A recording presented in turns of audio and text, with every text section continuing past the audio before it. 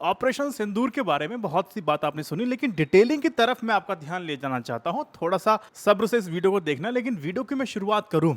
आपके मासूम जो शहीद हो रहे हैं उनसे अल्लाह की मुलाकात होगी, दुनिया में उन पर क्या बीती इस पर भी बात होगी।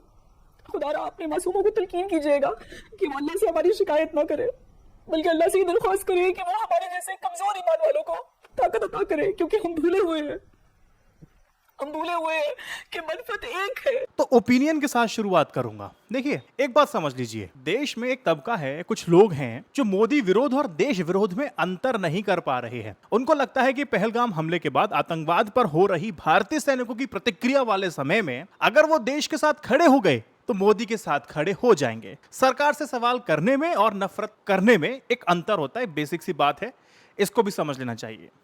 खैर, आज की सबसे खूबसूरत जो तस्वीर है ना ऑपरेशन सिंदूर के बाद की, ये है जब धार्मिक लाइन पर ना इनोसेंट सिविलियंस को जब मारा जाता है, उनके परिवार के सामने मारा जाता है, तो एक लोकतंत्र ना इसी तरीके से जवाब देना चाहिए जो कि भारत ने दिया। बहुत ही खूबसूरत तस्वीर है। पहलगाम आतंकी हमले में क्या पूछा गया था, याद है ना आपको? हिंदुस्तान का धर्म क्या है? कर्नल सोफिया कुरैशी, विक्रम मिस्त्री, विंग कमांडर व्योमिका सिंह। बहुत ही खूबसूरत पावरफुल तस्वीर है, ये वीडियो सुनिए।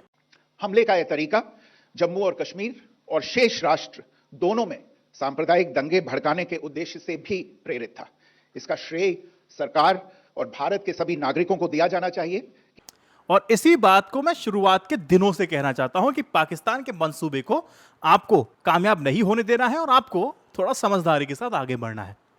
खैर, ऑपरेशन सिंदूर के बाद पाकिस्तान की जो मीडिया है वहां पर तमाम तरह की बातें चल रही है, फेक न्यूज फैलाई जा रही है, एयर स्ट्राइक की तबाही पर झूठ बोले जा रहे हैं। पाकिस्तानी मंत्री इंटरनेशनल मीडिया ने उनकी पोल खोल दी, वीडियो काफी ज्यादा वायरल है। But to target civilian population, it's extremely unfortunate. Just to point out, Minister, the Indian armed forces say that altogether 9 sites have been targeted, that they haven't hit any Pakistani military facilities. These are terrorist camps that they are hitting. Let me make it very clear, there are no terrorist camps in Pakistan.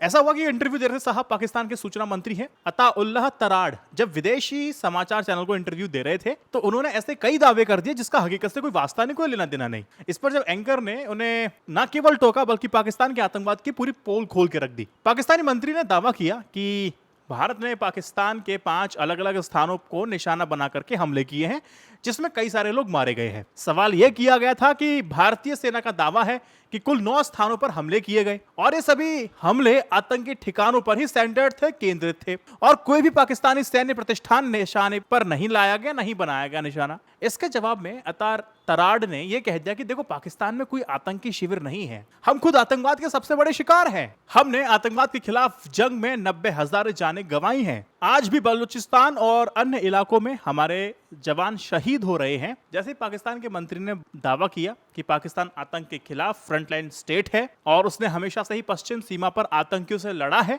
तो फिर anchor ने बोला कि 2 minute रुक जाइए साहब, कुछ आपको बयान याद दिलाते हैं पाकिस्तानी नेताओं के। इस शो के एंकर ने उन्हें यह याद दिलाया कि खुद पाकिस्तान के रक्षा मंत्री ख्वाजा आसिफ ने 1 सप्ताह पहले इसी शो में इस बात को स्वीकार किया था कि पाकिस्तान ने दशकों तक आतंकी गुटों का समर्थन, फंडिंग और प्रशिक्षण दिए हैं, बकायदा ट्रेनिंग दी है। इसके अतिरिक्त पूर्व राष्ट्रपति परवेज मुशर्रफ और पूर्व प्रधानमंत्री बेनजीर भुट्टो ने भी इस नीति को सार्वजनिक रूप से पब्लिकली इसको स्वीकार भी किया है। यहां तक कि बिलावल भुट्टो भी इसको स्वीकार कर चुके हैं। एंकर ने जब ये कहा कि 2018 में अमेरिकी राष्ट्रपति डोनाल्ड ट्रंप ने पाकिस्तान की सैन्य सहायता ये कहते हुए बंद कर दी थी कि पाकिस्तान आतंकियों को आश्रय दे रहा है, तो ऐसे में पाकिस्तान में कोई आतंकी कैंप नहीं है, ये कहना आप ही के वरिष्ठ नेताओं के बयानों के विपरीत है। आतंकवाद और आतंकवादी संगठनों को फंडिंग और समर्थन देना पाकिस्तान के इतिहास का हिस्सा रहा है और ये अभी भी है।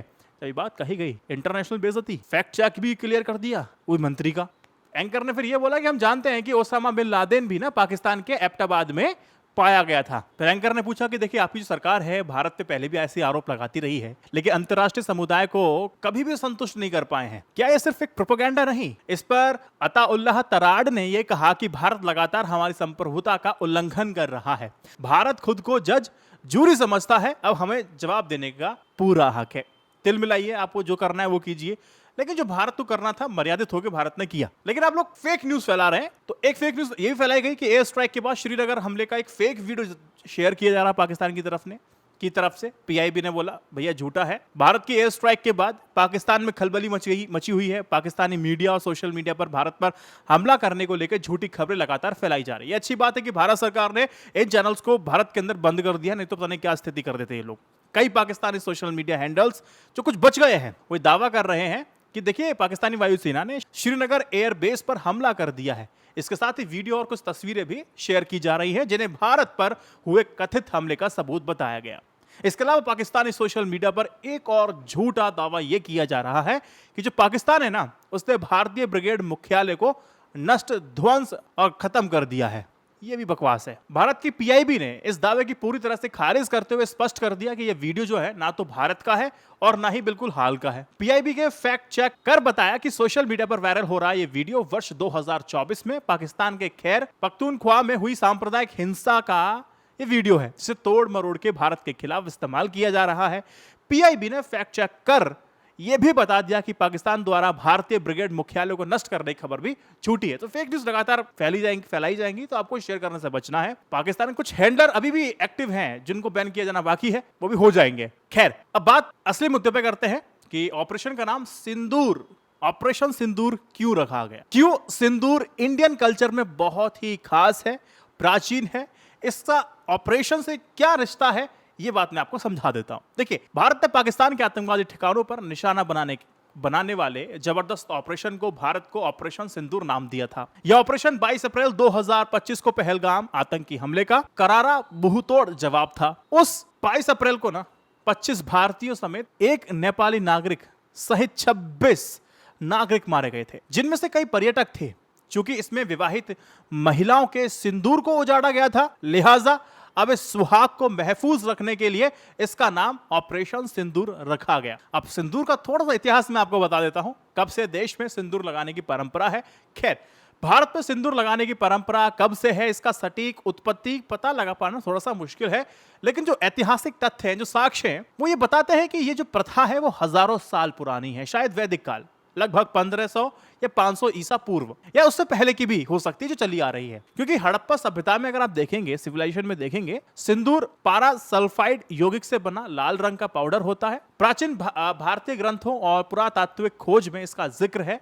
हड़प्पा सभ्यता लगभग 2600 और 1900 ईसा पूर्व में मोहनजोदड़ो और हड़प्पा जैसे स्थलों पर खुदाई से लाल, गेरू और कॉस्मेटिक आइटम भी मिले हैं, जो ये बताते हैं कि सिंदूर कब से लगाया जा रहा है। अगर आप पुराणों महाकाव्यों में देखेंगे तो सिंदूर का भी उल्लेख आपको दिखाई दे जाएगा। 500 ईसा पूर्व हिंदू ग्रंथ और महाकाव्यों में, हिंदू परंपराओं में विवाह के साथ सिंदूर का जो जुड़ाव है वो काफी मजबूत हुआ है। पुराणों और महाकाव्यों जैसे रामायण और महाभारत 400 ईसा पूर्व और 400 ईस्वी के बीच संकलित है, जैसे ग्रंथों में विवाहित महिलाओं को लाल निशान से सजे हुए दिखाया गया है, जो वैवाहिक स्थिति, भक्ति और उनके पतियों की भलाई का प्रतीक है। अगर रामायण में अगर आप देखेंगे तो सीता को अक्सर अपने माथे पर वो लाल सिंदूर के निशान के साथ बताया जाता है, जिसके बाद की परंपराओं ने इसे सिंदूर से जोड़ा। इसने इस प्रथा को पत्नी की प्रतिबद्धता और शुभता के प्रतीक के रूप में मजबूत किया। तो ये इतिहास वहां से चला हुआ आ रहा है। अब मैं आपको बताता हूं, जो 9 ठिकानों पर जो एयर स्ट्राइक की गई है, बहावलपुर हो गया, मुरीद के कई अन्य जगहों पर निशाना क्यों बनाया गया, क्या लॉजिक है, ये मैं आपको बताता हूं। देखो, भारत ने बहुत ही शानदार तरीके से ऑपरेशन सिंदूर के तहत पाकिस्तान में 9 आतंकी ठिकानों को निशाना बनाया। जिन ठिकानों को निशाना बनाया गया उसमें आतंक के वो अहम ठिकाने शामिल हैं जो लंबे समय से आतंकियों की पनाहगाह बने हुए हैं। भारत ने पहलगाम आतंकी हमले के जवाब में पाकिस्तान में जिन 9 आतंकी ठिकानों पर हमले किए उसमें बहावलपुर, मुरीद के, चक अमरू, सियालकोट, भीमबेर, गुलपुर, कोटली, बाघ और मुजफ्फराबाद शामिल है। देखिए, बहावलपुर पाकिस्तान के दक्षिणी पंजाब का एक इलाका है। भारतीय हमले में बहावलपुर मुख्य निशाना था। दरअसल बहावलपुर को अगर आप देखेंगे ना, ये आतंकी संगठन जैश ए मोहम्मद का मुख्यालय है। इसमें कई आतंकी हमले में जैश ए मोहम्मद की संलिप्तता रही है। साल 2001 में हुए संसद हमले और 2019 में हुए पुलवामा हमले में भी जैश के हाथ था। भारत ने बहावलपुर में जैश के ठिकाने मरकज सुभान अल्लाह को निशाना बनाया। मरकज में ही जैश के मुखिया मौलाना मसूद अजहर, मुफ्ती अब्दुल रऊल मौलाना अमार का भी घर शामिल था। अब तो खैर जैश ए मोहम्मद के वो सरगना का स्टेटमेंट आया कि मेरे परिवार के 10 लोग मर गए। खैर अब बात करते हैं मुरीद के। लाहौर के करीब 40 किलोमीटर दूर स्थित मुरीद के आतंकी संगठन लश्कर ए तैयबा और उसकी शाखा जमात उद दावा का एक केंद्र माना जाता है। मुरीदिके में लश्कर ए तैयबा का ट्रेनिंग सेंटर है। यहाँ करीब 200 एकड़ इलाके में फैला हुआ है। भारत में साल 2008 में हुए मुंबई हमले में लश्कर का हाथ था। 26/11 के हमलावरों की ट्रेनिंग भी मुरीदिके में हुई थी, यानी कि बदला तब से लेके अब तक का भी हो गया। कोटली पाकिस्तान अधिकृत कश्मीर यानी कि पीओके का वो इलाका है। भारत का दावा यह रहता है कि यहाँ आत्मघाती हमलावरों और उग्रवादियों का प्रशिक्षण केंद्र है। मीडिया रिपोर्ट्स के अनुसार कोटली में एक बार 50 से ज्यादा आतंकियों को प्रशिक्षण दिया जाता है। ये भी ध्वस्त। गुलपुर जहां एयर स्ट्राइक हुआ, जम्मू कश्मीर में आतंकियों का लॉन्च पैड गुलपुर को ही माना जाता है। खासकर राजौरी और पुंछ इलाकों में होने वाले आतंकी घुसपैठ गुलपुर से ही होते हैं। भारतीय सुरक्षा बलों के काफिलों पर हमले को अंजाम देने के अक्सर इस ठिकाने का इस्तेमाल किया जाता था। स्वाहा सियालकोट में महमूना कैंप को भी निशाना बनाया गया है। महमूना कैंप हिजबुल मुजाहिदीन का ठिकाना था। हिजबुल मुजाहिदीन हाल ही के वर्ष में कमजोर हुआ है, लेकिन अभी भी इसकी जो नेटवर्क है उस पर पकड़ है उसकी। सवाई पाकिस्तान अधिकृत कश्मीर में तंगधार सेक्टर में सवाई इलाके में लश्कर ए तैयबा का कैंप है। साल 2024 में गांदरबल, गुलमर्ग और अब पहलगाम के आतंकी हमले की योजना भी सवाई में ही बनाई गई थी। यह भी ध्वस्त। सरजाल और बरनाला अंतर्राष्ट्रीय सीमा पर मौजूद ये इलाके भी कश्मीर में आतंकी घुसपैठ के लॉन्चिंग पैड माने जाते हैं। भारत ने भी लॉन्च इनको कर दिया।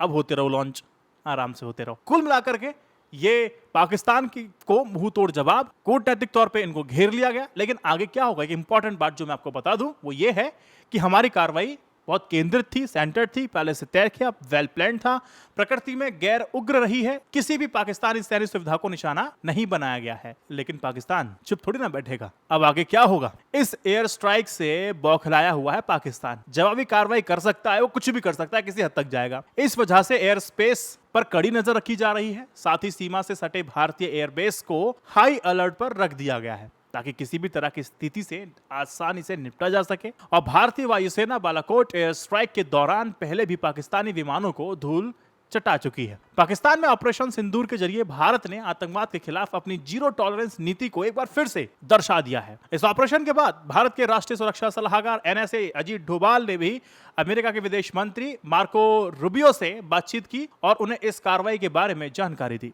इसके अलावा भारत ने ब्रिटेन, सऊदी अरब, संयुक्त अरब अमीरात और रशिया को भी इस एयर स्ट्राइक के बारे में बताया है। भारत ने इस कार्रवाई के जरिए किसी आम पाकिस्तानी और सैन्य ठिकानों को निशाना नहीं बनाया है, बल्कि एक आतंकी अड्डों को टारगेट कर यह स्ट्राइक दी गई है। कुल मिलाकर के मुंहतोड़ जवाब मिला है। अब पाकिस्तान की तरफ से कुछ भी हो सकता है। अभी सरकार मॉक ड्रिल की जब बात आपसे कह रही है, थोड़ी गंभीरता से उसको समझिए, सीखिए और लोगों को और समझाइए। आज अगर आप कुछ सीखेंगे तो आपके काम आने वाली है। सीखा हुआ कभी भी बेकार नहीं जाता। ऑपरेशन सिंदूर को लेकर आपका क्या कहना है, मुझे कमेंट सेक्शन में बताइए। इस वीडियो को 3 व्हाट्सएप ग्रुप पर शेयर कीजिए। जय हिंद, वंदे मातरम। Stay updated, stay educated. सत्यमेव जयते। नमस्कार।